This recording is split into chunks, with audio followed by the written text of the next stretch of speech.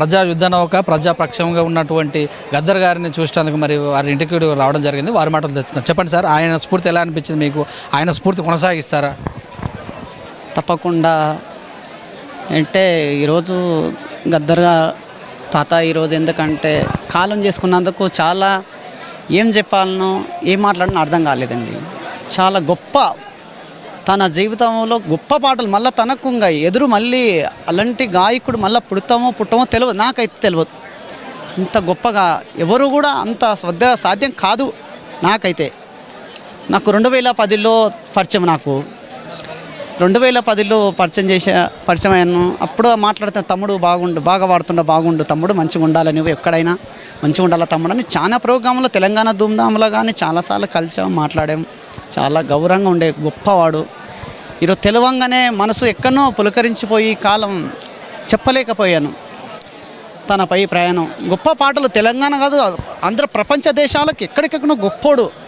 తనకులో నేను చిన్న కొడుకు బిడ్డలాక అట్లాగానో నేను తెలియదు. ముందు తర్వాత ఎంత తరాలుగా చేసిన అంటే ఇప్పుడు రోజుల్లో కష్టం.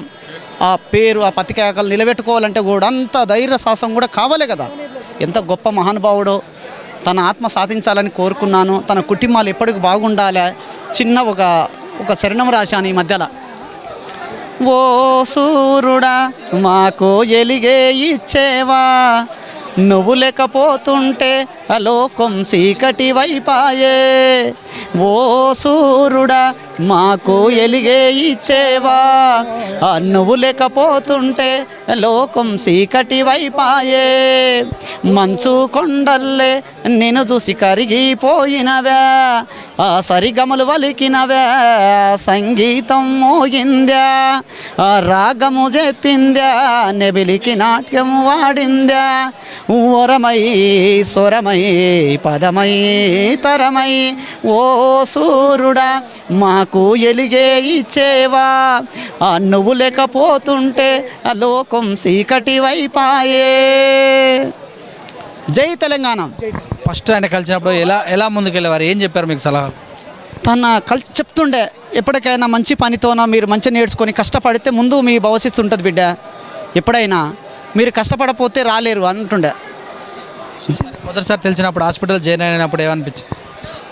హాస్పిటల్ నేను గొర్రెల అక్కడ ఉన్నాను సార్. నిన్న తెలిసి నాకు 3 గంటలకు తెలిసింది.